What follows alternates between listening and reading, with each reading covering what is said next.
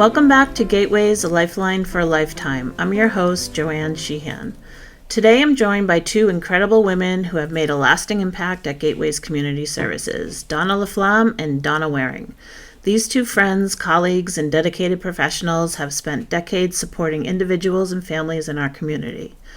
Donna Laflamme, a Hudson native, first joined Gateways in 1998 as a temporary part-time employee. That opportunity quickly grew into a full-time role and a long-standing career. Since 2010, Donna has overseen our fiscal management program, where she now works alongside one of her best friends and two of her daughters to support the Caregivers and Veterans programs. Donna Waring, who lives in Warner, New Hampshire, brings a background in business management and education to her lifelong career in human services. For the past 17 years, she has been a valued member of the Gateways team, working closely with her best friend to help individuals and families access essential resources and support.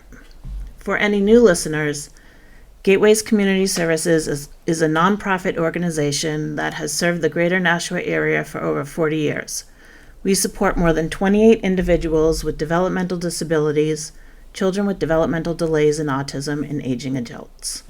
Today we'll discuss the New Hampshire Family Caregiver Support Program, the Veterans Directed Care Program. While Gateways does not provide the direct services for these two programs, we play a key role behind the scenes as the fiscal manager and employer of record. And we'll explain what that means during this episode. Let's start with the New Hampshire Family Caregiver Support Program, Donna. Or should I say the Donnas. What is this program and who does it support? Any one of you. Well, thanks for having us, JoAnn. You're welcome. The program is the New Hampshire Family Caregiver Support Program, and it supports family caregivers providing regular care for relatives, partners, or friends in New Hampshire. And how does somebody enroll or get referred?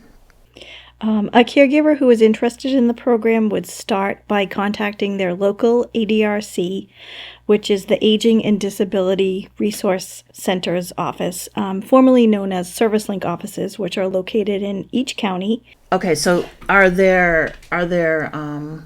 there one located in the Nashua region or like in our catchment area? Yes, it's in actually Easter Seals is the ADRC for Hillsborough County, so okay. they have a Nashua and a Manchester office. Okay, and so the service links are scattered throughout the New Hampshire area. Okay, each county. Okay. Okay, so what are the eligibility requirements for the New Hampshire Family Caregiver Support Program? Well, the caregiver must be 18 years or older and providing care to a loved one 60 years or older. We also have what we call the grandparent relative grant, that is for adults 55 or older supporting children under the age of 18 in their homes. Okay, so they have to have a developmental disability in order to be eligible?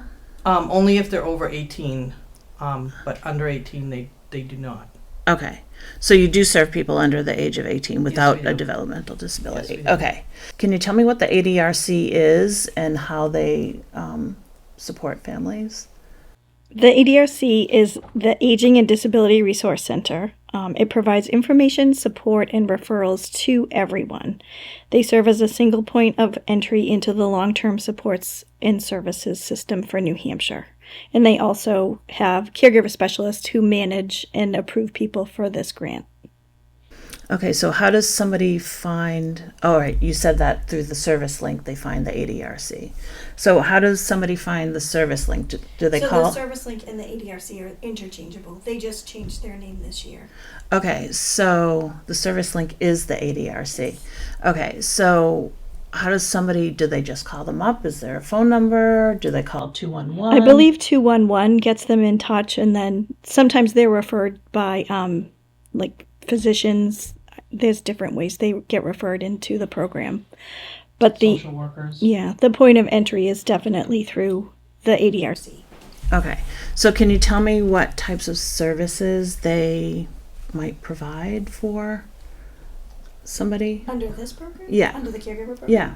In most cases, it's respite and relief for the caregiver. The goal is to keep the loved one out of long-term care facilities in New Hampshire. Okay.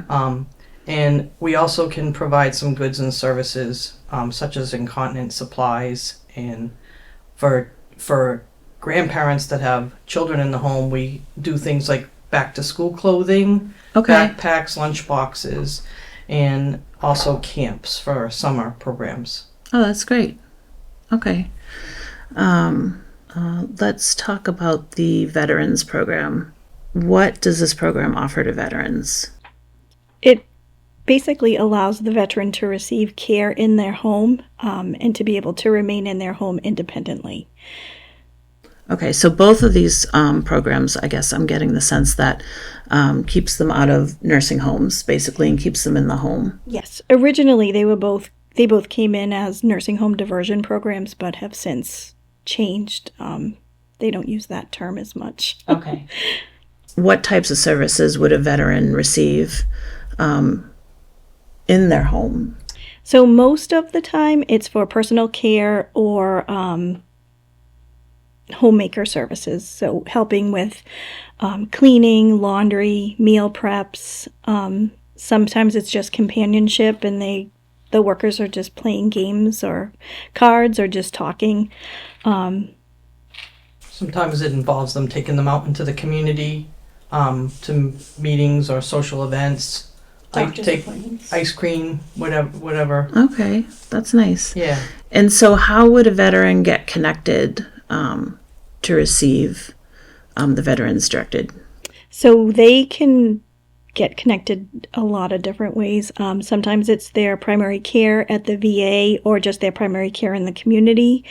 If they have a connection to the ADRC office, it could be that options counselor is referring them in. The one thing that they have to have is they have to qualify for VA benefits and already be approved for the VA benefits. Okay, good to know. Good to know.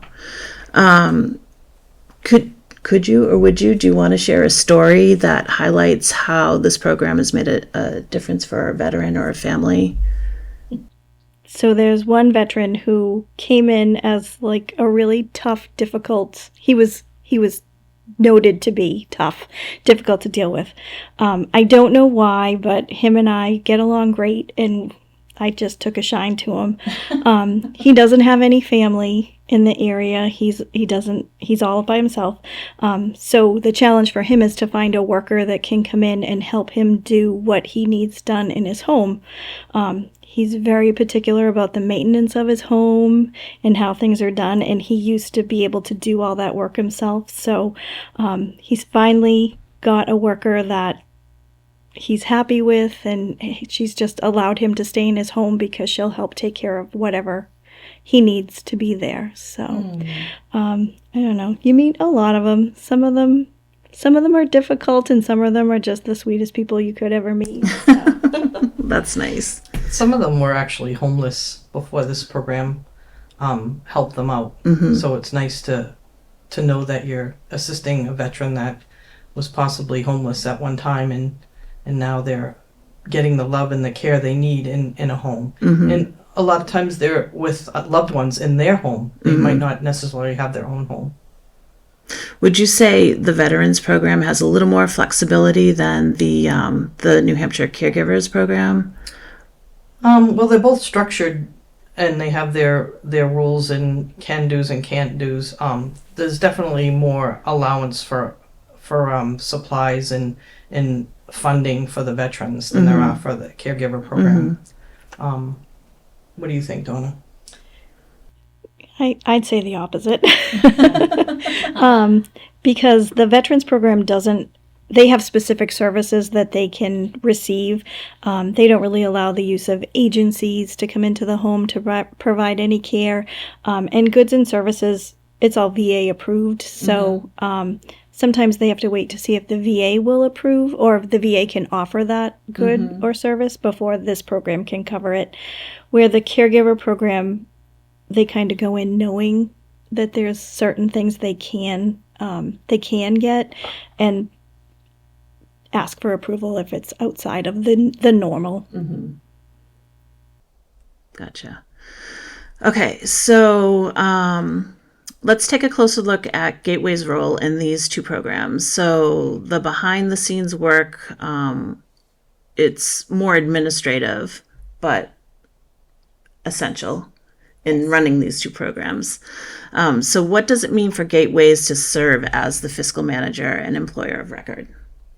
So simplistically, we pay the bills or we pay the employees through payroll, through our payroll. Okay. So that's the easiest. Okay. And again, we're not doing the direct service for these two programs. They're run by two separate agencies. But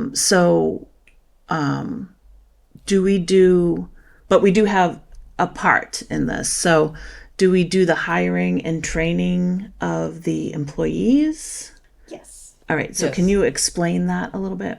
So we, as the employer of record, we actually do the hiring, and they're considered Gateways employees. That being said, we do not recruit for the programs. The caregiver or the veteran have to come in with a worker identified. And like Donna said, most of the time it's a loved one or a family member. So the Gateways training is really our human resource orientation training on new hires. It's not specific training to what the caregiver or the veteran's going to need in the home. Okay. We're actually considered a co-employer with the caregiver or the veteran, and they're considered the managing supervisor. Okay. So they'll provide any specific training to the person that they're caring for. Okay. We'll go over our standard training, such as HIPAA, safety, and we'll teach them time and attendance. They do fill out time cards that they have to report to us on a biweekly basis so that we can get them paid. Okay. Sometimes we have to verify things and check in with the caregivers or the veterans, when we have questions on the time card or whatever, but it's usually really easy to do and work with them if we have any questions. So, as the fiscal manager, what piece is that? Are we paying for the goods and services that the caregivers and the veterans receive? Are we managing the budget? What are we doing for that piece? Of that. All of that. So Yep. So we will make sure that whatever services or time, hours worked coming in align with their budget. Do not bring them over budget. And then if everything's okay with that end, then we'll actually process the payment. So it could be a reimbursement to somebody that paid the bill. It could be paying the employee for their timesheet through payroll. Or we could pay an agency directly. It really depends on what the caregiver and veteran want, how they want to handle the payment up front. Okay. Other than for workers, obviously, that's through payroll.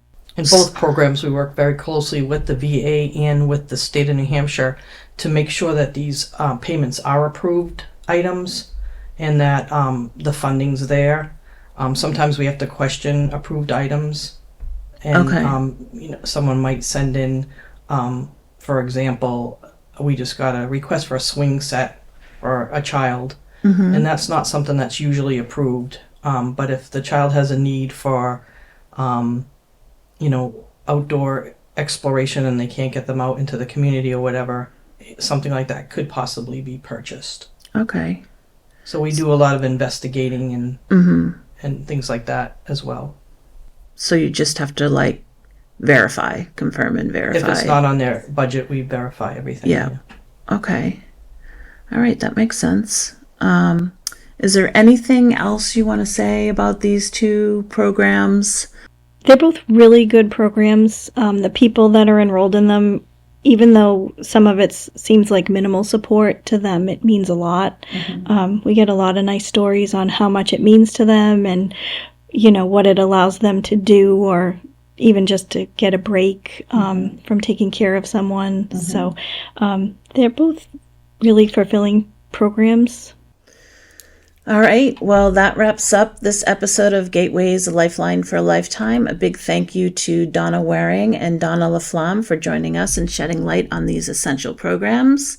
Thank you, JoAnn. You're welcome. If you are interested in the New Hampshire Family Caregiver Support Program, you can visit their website at www.dhhs.newhampshire.gov under Caregiver Support Services. The best way to find out more about the Veterans Directed Care Program is to speak with your local VA Medical Center or the New Hampshire Care Collaborative Service Link counselor at www.newhampshirecare-c.org.